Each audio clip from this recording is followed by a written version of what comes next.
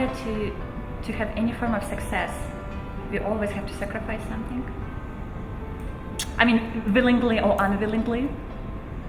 Well, I guess you have to define the word sacrifice. Okay, so how would you define it? Is sacrifice something painful? Mm-hmm. Certainly when you sacrifice your body, in order to become an athlete, there's going to be some pain involved.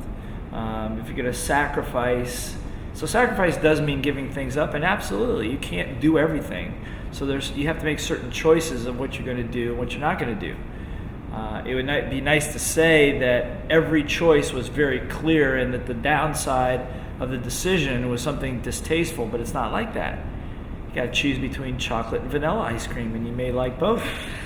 So you have to sacrifice one for the other if that's all you can have. You know what I'm saying? So I think that, you got to. So based upon sacrifice, I think you do. I just heard a quote from a fellow by the name of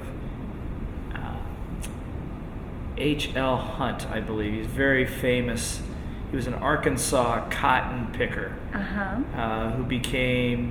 who in a gambling game bought the largest oil field in all of East Texas and became, at one point before he died, considered to be the wealthiest human being on the planet in terms of net worth.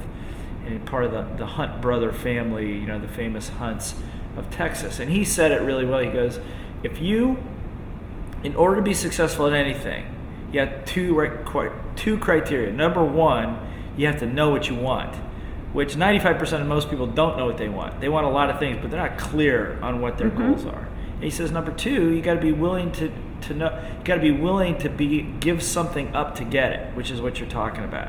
You're going to have to give up some leisure time. You're going to have to give up some comforts. You're going to have to give up some other things in order to achieve this thing that you want. So you got to sacrifice. But then the question is, in your ideal life, what is it that you're willing to sacrifice? What is success? You can be a great thought leader.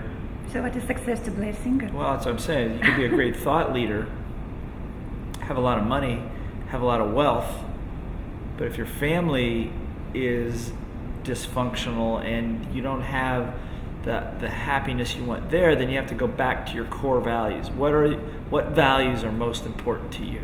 And I think that's where you have to start. And that's how you determine your success. And as you and I both went to Kilimanjaro together, and I mentioned... And we made it to the top. Not just went there, we actually made it to the top. Okay, yes, we made it to the top. Yes, we did. There's a difference. Yes. Well, yes and no, because the first time I went, I didn't make it to the top. That's true. But I want to tell you what's interesting. The point I'm trying to make is that first time and this last time, the lesson was the same for me. Is that the core value that expedition brought out the first time when I had to turn back because my son was so sick, is what I realized is the most important thing to me was not achieving the summit. The most important thing was love. Mm-hmm.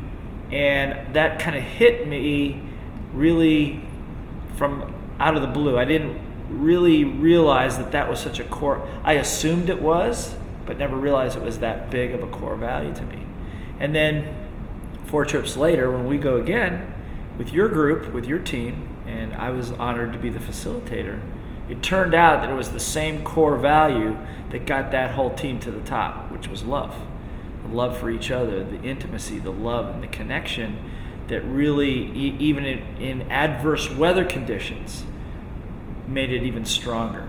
I have the vision of you and Yvette and Shane hugging as the freezing rain is pouring down on top of you guys at the lava tower at about 15,000 feet. And that picture will be forever in my mind, because then I asked you, I said, what were the tears?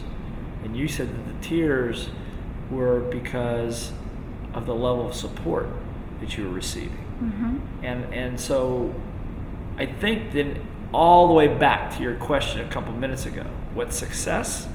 I think it's based upon what your core values are. What are the things that are really most important to you? I know that I have some dear friends, and since we're interviewing, I won't mention their names, some very dear friends and my best friends in the world, And our core values, a couple of our core values are very different. Some are the same, like education and learning and growth and achievement. But when it comes to things like family and love, they're on two different mountains, two different mountaintops. And those have made the decisions in some of the things that I have done. And I will tell you that in the areas where I feel that I still have not achieved the success I'm looking for, it's when I have compromised those values. And when I compromise those, the universe is very clear. It will give you the feedback. So it's good because it allows you a corrective mechanism to keep changing, to keep growing. As Mac Newton, one of my teachers always said, the only constant, one thing you can count on forever in your entire life is change. Things will always change. And if you're willing and open to it, then you'll adjust.